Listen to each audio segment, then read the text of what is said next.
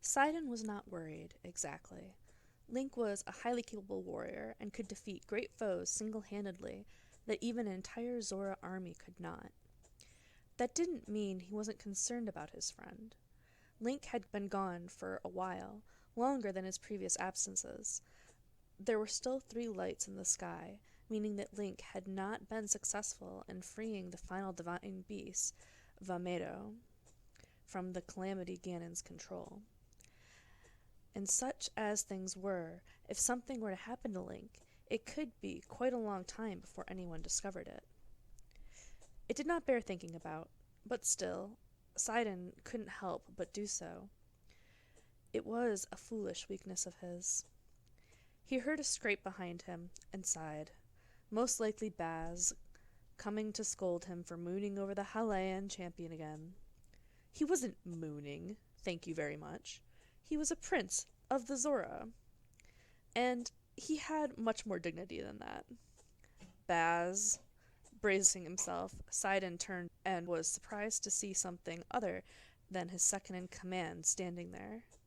Instead, he found a wood crate. Sidon frowned, fairly certain that the crate had not been there when he'd first arrived at Mipha's statue. The crate moved forward, and Sidon jumped slightly, hand flying to his hip, where his sword usually sat, only to remember he'd taken it off earlier. No matter. Azora was never without weapons. He bared his teeth, flexing the claws at the ends of his fingers. A shadow moved behind the crate, and suddenly Link appeared, jumping on top of the crate and waving. There was a pleased air about him, for all that he was covered from the nose down. The Sheikah symbol across his extremely tight shirt was eye-catching, although a bit perplexing. Not that it mattered. "Link, my dear friend, how excellent it is to see you," Sidon cheered, moving closer to his friend. "Although the crate is a bit of a surprise." "This way, we can speak face to face." Link's beautiful blue eyes sparkled with mirth, and Sidon got the impression he was smiling. He was correct as well. Standing on the crate meant that his head was just slightly above Sidon's. "Last time, you had to crouch for us to speak." "A brilliant solution," Sidon beamed at him. "I hope you have been faring well. I had not heard anything of your escapades and have been concerned." The only thing that he might have been able to associate with Link was rumor of a guardian being defeated by a flock of cuckoo, and even that he couldn't figure out how to tie back to his friend. Although, it did sound strangely like Link. Link nodded, and it was hard to tell with the mask, but it seemed as if his expression fell. "Forgive me if I have overstepped," Sidon apologized. Link shook his head, then reached into his pouch, his clothing flickering and fading away once more. He was back in his champion's tunic and normal trousers, his face visible once more. He still had the opal earrings, Sidon noticed, with a pang of fondness. "I've been training in the shrines," Link signed, his expression unreadable. "I had to get stronger." "Stronger?" Sidon nearly recoiled. "You're the strongest person I know." Link huffed, a small smile flashing across his face before fading away. "Thanks," he signed, but he seemed strangely sardonic. "I had to get strong enough to get this." He reached behind him, unsheathing the sword on his back. Sidon was perfectly prepared to be in awe of whatever Link showed him, but he didn't have to feign his shock as he looked at the Triforce symbol on the lustrous blade. "The Master Sword," he breathed. "The sword that seals the darkness." The sword that would defeat Calamity Ganon. Only someone who was chosen by the Master Sword, who had proved themselves worthy, could wield it. And Link held it naturally, as if it was an extension of his own arm. Although the expression on Link's face showed that it was far from comfortable to do so. The weight of the Master Sword was not an easy one to carry, not all of it being physical. Link sheathed the sword, freeing his hands to sign again. It was nearly broken when I got it. I had to repair it by going through the trials. Link floundered for a moment, hands moving in meaningless circles as he searched for the right word. Was not easy, he settled on, and Sidon had the feeling that that was a massive understatement. Peering at Link's face, Sidon decided that Link had gained more scars, even on what little skin was visible. What happens if you fail the trials? Sidon slowly sounded out, a dark, twisted feeling in his gut. It was less a question, and more a plea that it wasn't as bad as he feared it would be. There was a hard look on Link's eyes. Almost anathema to the spirited warrior, Sidon knew when Link signed, "I don't." Sidon felt gutted, as if he had taken a sword to the stomach, and his insides had spilled out. He didn't.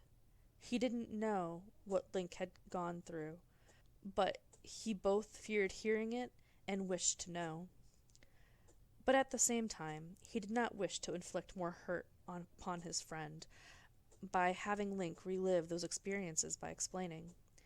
Link's eyes went wide, as if realizing he'd let slip something that he hadn't meant to, and didn't know what to do now, or how to correct it. Sidon knew the feeling, and mirrored it himself. He reached out, slowly, so that Link had time to move if he wanted to. Gently, cupping Link's head, the golden strands tickling his fingertips. Link let out a shuddering sigh, closing his eyes as he pressed the side of his face to Sidon's palm, suddenly going soft and pliant, the hard edge of him vanishing as if it hadn't existed. Sidon gave a soft sigh, leaning forward to kiss a new scar that went over the curve of Link's cheek. "Remember," he said quietly, willing Link to believe him. "I believe in you." Link opened his eyes, giving Sidon a suspicious look. Sidon stared back, putting no caveats or anything else to it. He believed in Link. Finally, Link huffed and nodded, rubbing his cheek against Sidon's palm, reaching up to trap Sidon's hand there for a moment before pulling away. "So," Link signed, looking like the cocky, brash warrior he usually was. "Come here often?" Sidon snorted in amusement. From anyone else, he would have taken it as an attempt at flirting. "Every night," Sidon admitted, glancing back to the sculpture of Mifa's face. Although, privately, he could admit that lately it wasn't so much to seek her perspective, but fret over how Link was doing, and to pray that she watch over him somehow. Link had been very dear to his sister a century ago, even if Link didn't remember it.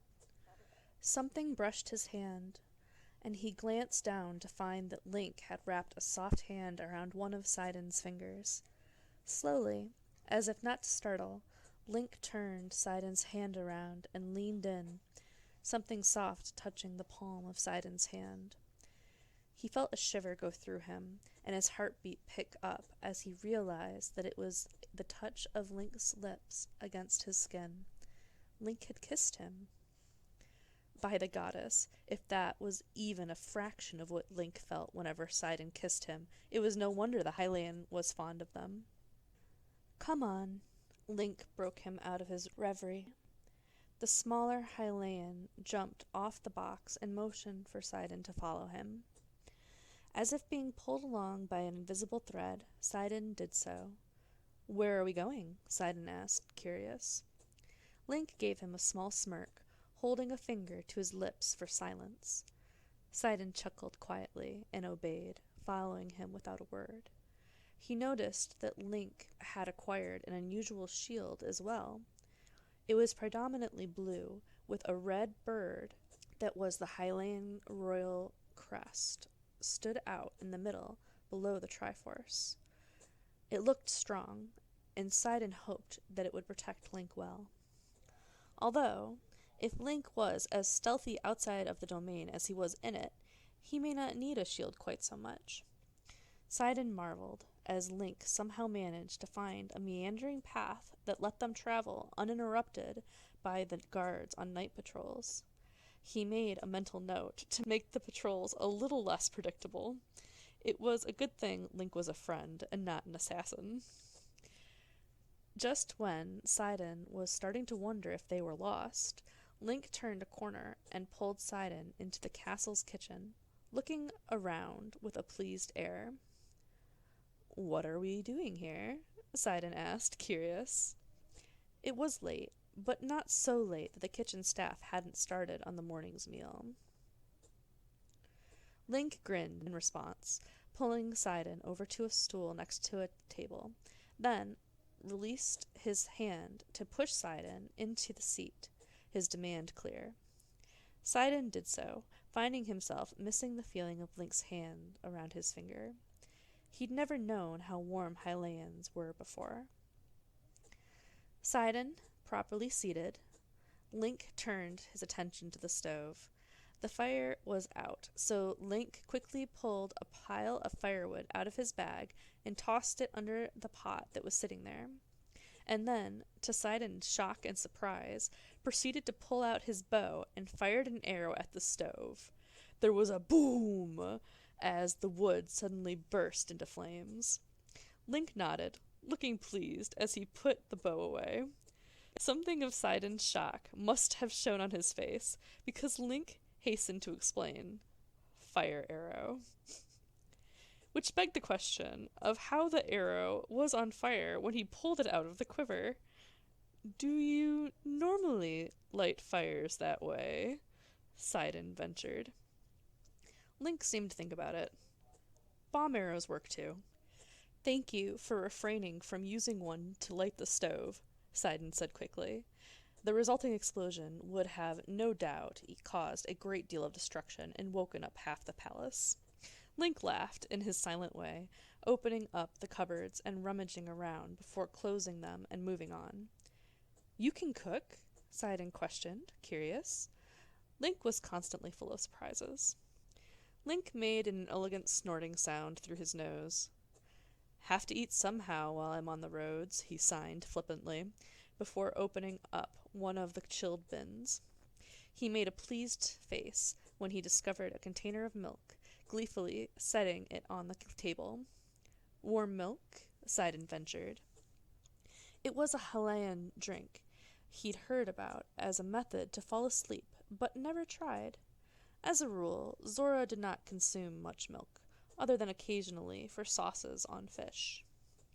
He was intrigued when Link gave him an affronted look, as if such a simple dish was below his talents, before pulling his ever-present pack and pulling out 2 heart-shaped vegetables and setting them on the table. My apologies, my dear friend. I should know better than to question your skills," Sidon chuckled to himself, as Link waved off any affront, digging into his pack again. Sidon sat back and relaxed, trusting Link to know what he was doing. "Sadly, cooking is not one of my abilities, so I shall leave it in your capable hands." Link gave him a wide smile, pulling some sort of melon out of his pack and putting it on the table as well before signing. "Since you seem curious about the culture, this is a recipe I learned in Gruda Town." "How exciting!" Sidon smiled in delight, his tail fin wagging happily. "I don't think I have tried any of their food before." Perhaps when he'd been small, before the calamity happened, and trade between their cultures was still possible. Link shrugged back. "I liked it. Never tried making this dish before, though. Didn't have the fresh milk," he admitted before pulling out a spiky-looking fruit and adding it with the others. "The teacher said that if you can master this recipe, then you can master almost anything in the world." "How inspirational!" Sidon beamed with delight. "Then you should be able to master it with ease." Link gave him an affectionate look before picking everything up and dumping it in the pot. The ingredients seemed to bounce and sing for a moment, and then there was a large poof. Sidon stared in surprise as he realized the pot was now filled with a lovely-smelling soup, with slices of cooked heart-shaped vegetables. How? The glass jar the milk had been in was now gone too, not even fragments remaining. Link shrugged. He didn't seem surprised, even though Sidon was pretty sure most other people would have to cut vegetables first before cooking them. "You are most amazing, my wondrous friend."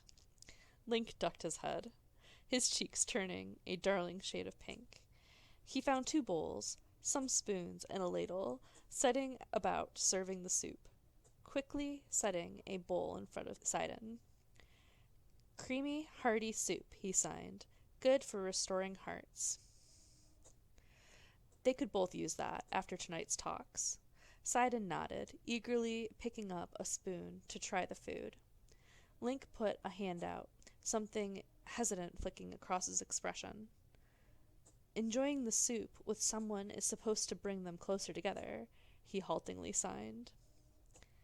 "Like the Gerudo enchantment on your jewelry?" Sidon questioned. He'd heard of being able to cook potions before, but he thought that was something different than creating food. Link shrugged.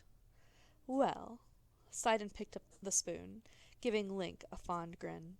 "If it is true, I can't think of anyone else I'd rather share this with." The smile he got back was blinding, and Sidon felt warm, his heart beating faster even before he tasted the soup. There was now a 4th light in the sky, Sidon noticed with a mix of elation and worry in his gut. The 4th divine beast was now free from Calamity Ganon's control. That meant that the next adversary that the champion faced was the Calamity Ganon himself. The next foe that Link faced. When reports of a blue flash from the shrine reached his ears, Sidon was torn between the extremes of joy and terror for his friend, but it didn't stop his feet from running as fast as he could towards the shrine. Link was standing there, looking up at Mifa's statue, as still as if he were the one carved from luminous stone. A loud and joyous greeting was on the tip of Sidon's tongue, but something in his friend's posture made him swallow the words and quickly walk up next to the hero of Hyrule. The first thing he noticed was that Link looked exhausted. "Are you well, my friend?" Sidon asked, voice full of concern. Link looked up at him. The answer seemed to be a silent but resounding no. Sidon looked around, realizing that they had acquired a small bit of an audience. Zora gathered around to look at the champion. "Come," Sidon said, putting a hand on Link's back and giving him a gentle nudge, away from Mifa's statue. Link stumbled a step, then followed with no resistance, Sidon's fingers sinking into the strange quilted jacket that Link wore. He had to admit that the feathers behind Link's elegant pointed ears were quite striking, in an exotic sort of way. Nothing Azora would think to wear, but flattering nonetheless. Baz caught his eye, looking first at Link, then up at Sidon with a worried expression, silently motioning that he would guard their retreat so no one followed. Sidon nodded his gratitude before turning his attention back to Link. Both Sidon and Baz had been in the guard long enough to spot someone who had been pushed too far. "I can carry you, if you're too weary," Sidon offered, aware that Baz was following them. "It is no great difficulty." With his fingers spread, he could nearly cover the entirety of Link's back, fingertips curving around each of Link's ribs. Even with the armor Link wore, his weight would not be much against Sidon Zora's strength. He got an annoyed glance back, so fierce that it was almost a shock that it didn't leave a mark. "Apologies," Sidon said stiffly, pulling his hand away and finding himself straightening up as if he had just received a tongue lashing. Link ran a hand down his face, the ire fading from his expression, his posture wilting. "Sorry," Link signed. looking tired again, although somehow retaining a stubborn air. "I can walk." "It is not far," Sidon said quietly, uncertain how to assist. Sleep. That was probably the thing Link needed most. He escorted Link to his chambers. Thankfully, he had a waterbed as well as a sleeping pool. Link could easily sleep in the former, not the latter. Well, unless he slept on top of Sidon. He dismissed that train of thought as they approached the rooms, Baz taking up position to block anyone from coming down the hallway or disturbing them unless it was an emergency. Link seemed to wake up a bit, looking around the room with a minor bit of curiosity. "My rooms," Sidon said with a bit of a smile as he closed the door behind him. It was probably a breach of etiquette to bring Link here, but he couldn't find it in himself to care. "There's a bed you can rest in over there. You look like you need a good night's sleep." Link looked up at Sidon, something heavy in his gaze. He raised his hands to sign, then lowered them, a silent debate going on in his blue eyes. Finally, Link signed, his gestures somehow both hesitant and defiant. "I don't sleep." What an odd thing to say. He stared at Link, waiting for Link to finish the joke, to make some sort of comment about surviving on a hot beverage of ground roasted beans or something. The moment stretched, and he realized that Link wasn't joking. "Ever?" Sidon echoed in confusion. "Surely not." Link shook his head, his expression resigned. "But doesn't everything need to sleep?" "Possibly not the goddesses, but the great fairies slept in their ponds, and all creatures, sentient or not, had to rest some time or another." Link looked away, staring at the smooth floor of the rooms. "Don't need to, I just—" He paused, fingers in mid-motion, like he forgot what he was saying before signing again. Slowly, each sign formed like it hurt him to sign. "I just keep going." A bit of alarm prickled at the back of Sidon's brain. True, the champion had slept for 100 years, but to not need rest at all? "You do not feel weary, ever?" Link shrugged, not looking at him. "I get hot," he confessed. "Cold, if it's too much. Or do something too long, like climb or swim, The hesitation was back, something haunted in his face. "You do not need to explain it, my dear," Sidon said quietly, trying to radiate that he was there for Link, whatever he needed. "Not if it pains you."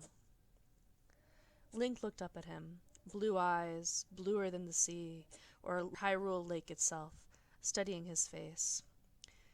If he was searching for something in Sidon's expression, he seemed to find it. "I don't sleep," Link signed, his gestures quick and decisive. "But sometimes it's as if I am turned off, a period of blackness. And then I wake up, and no time has passed."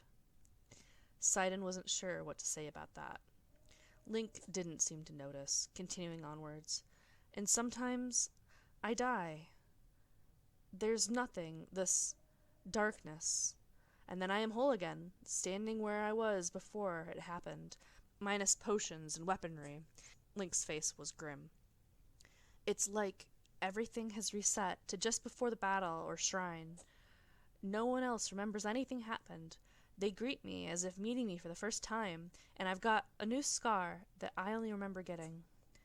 Sidon felt something dark and cold twist in his guts. "How many times? To free Varuda?" he asked, voice thick. How many times had he failed Link? Sidon had promised to always catch Link when the warrior fell, and he wondered what scars remained on Link's body from their battle together, although drowning didn't often leave marks. Link pressed his lips together and looked away, refusing to answer. Too many, was Sidon's guess. He only had the memory of the once, Link responding to the attacks as if he knew when and where they were going to land. At the time, he had been in awe of Link's skill at reading the attacks, but if what Link was saying was true, it was not a keen eye, but prior knowledge, from going against Varuda and losing, over and over again. It was a blessing that Link still counted him as a friend after failing so many times. He reached out, trailing a fingertip along the opal earrings Link was still wearing to enhance his swimming speed. He wondered if that might have saved Link a few times, if the Hylian had had them when they went up against Varuda. Link pressed his warm hand against the back of Sidon's, closing his eyes as he turned his face against Sidon's hand, forehead resting against the curve of Sidon's wrist.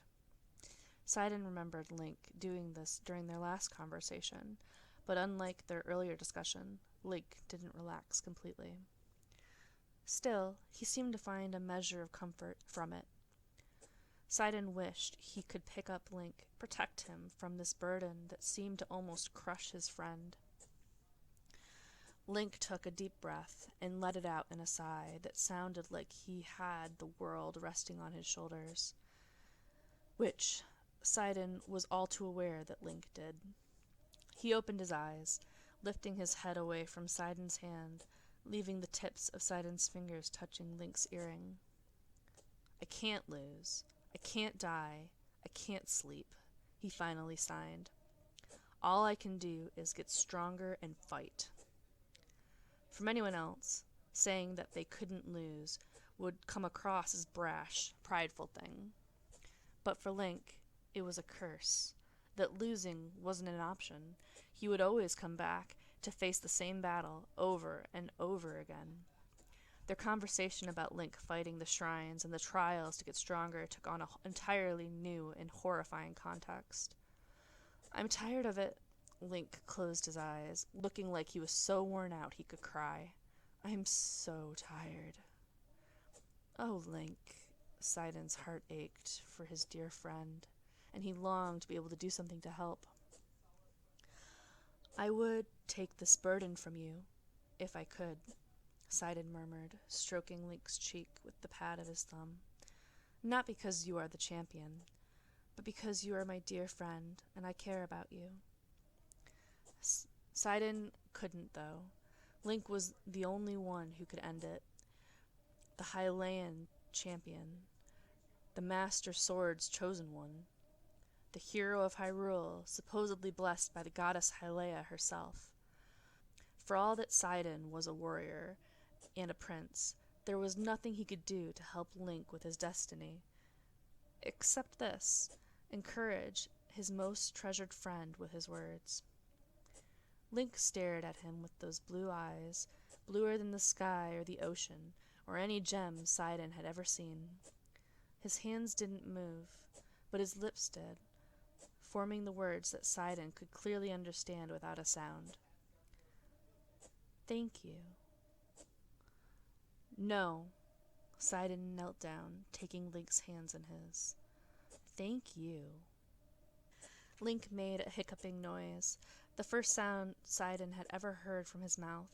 He pulled his hand from Sidon's loose grasp, causing a moment of alarm that Sidon had exceeded his limits before Link wrapped both his arms around Sidon's neck, pulling him close. Sidon nearly panicked as Link's face pressed up against the unarmored section of his throat, strands of his hair tickling against the underside of Sidon's jaw. That was a very sensitive place for Azora, being so fragile to sharp teeth. One bite there was fatal, and there was no way for Sidon to avoid a bite if Link chose. But Link was not Azora, and had no sharp teeth to bite with, although he was no less deadly for it. It was then he realized Link's intention and relaxed. This was not an attack, but a hug. Hugs he could deal with. He hugged Link back, mindful of his larger size and strength. But if it was too tight, Link didn't seem to notice or care. "I believe in you. He'd told this to Link many times before, but this time he hoped Link believed him, that Sidon believed in Link, that it wasn't just platitudes. "You are nearly done."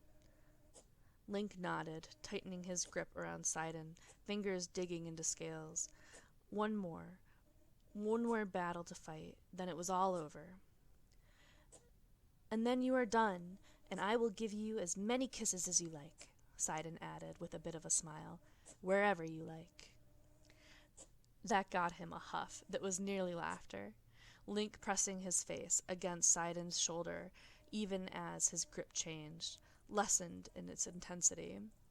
It seemed to settle something in the warrior, easing some of Link's stress. He held Link for a moment more, until Link seemed to find it uncomfortable. Sidon reluctantly released his grip, Link slowly sliding to the ground, holding onto Sidon's hands, a small smile on his face. Sidon smiled back, happy to help his friend however he could. "Don't ever forget." Sidon leaned down and kissed Link's forehead, right between his eyes. "I believe in you." Link nodded, stretching up on his toes and pressing his forehead against Sidon's. It was familiar to Sidon, a sign of familial or romantic affection among Zora, and Sidon found himself blushing slightly. They stayed like that for a moment, long enough for Sidon's blush to fade, a strange sort of peace falling over them. Unfortunately, there were battles to fight, and Calamity Ganon to defeat. He felt a sense of loss when Link pulled away, twisting enough to brush the fleetingest of kisses against the tip of Sidon's forehead, right against the sensitive receptors there. Sidon blinked, confused by the odd sensation, but Link was already fading away, blue light carrying him away, leaving Sidon with empty hands. One more battle, then Link would be free. Free from all these battles, and the constant fighting that was obviously taking a toll on his friend. One more battle, and hopefully Link would be free from this odd curse that put so much weight on his friend. One more battle, then he could see Link again. He prayed that it would be a short battle for Link. He spotted Link talking with a Hylian woman, with similarly colored eyes and hair, the two of them standing close enough that Sidon wondered if they were siblings, although he couldn't remember Link mentioning any family at all. Link did a double take when he spotted Sidon, his face brightening immediately. Link excused himself from the woman, and then started running towards Sidon, a broad, carefree grin on his face. "Sidon!" For a second, he thought he was hearing things. Then he was distracted by Link throwing himself at Sidon. "You did it!" Sidon cheered, grabbing his friend and spinning them around in a circle before hugging Link tightly. Link wrapped his arms around Sidon's neck, pressing his face against the armored section of Sidon's throat again.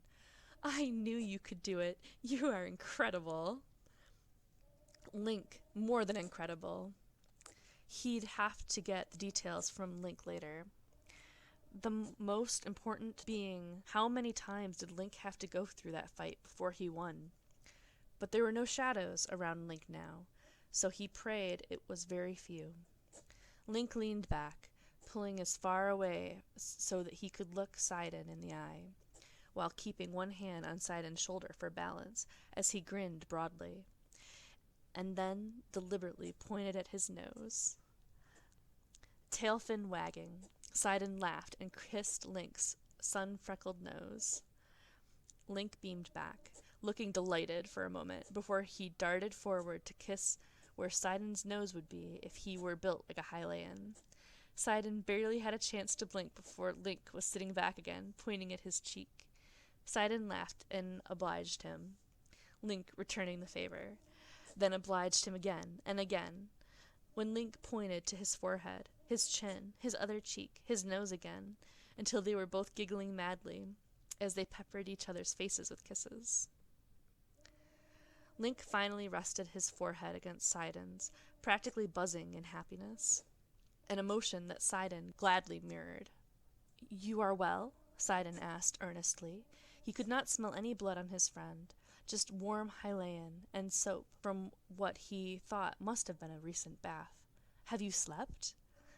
Link nodded, his hair tickling Sidon.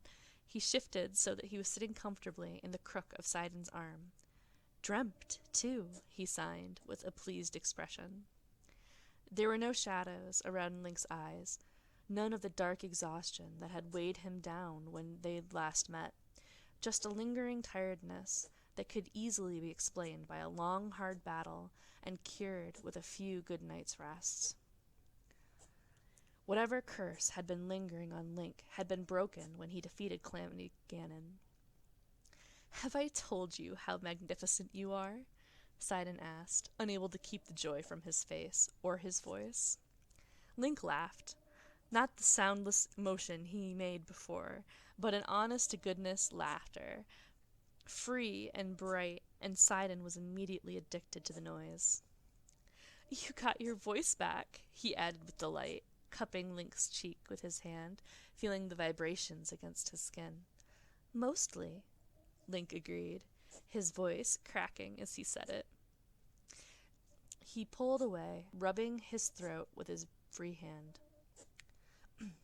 "He forgets that he can use his voice now," the blonde Hyllean spoke up, stepping forward with a vaguely teasing air. "And such things like manners and introductions." Sidon flushed with embarrassment at such an improper gaffe. Manners were something that he prided himself on, even if other people forgot. My apologies," he stammered, but did not let Link go. "That was terribly impolite of us." Link huffed in amusement, cutting Sidon off with a casual wave of his hand.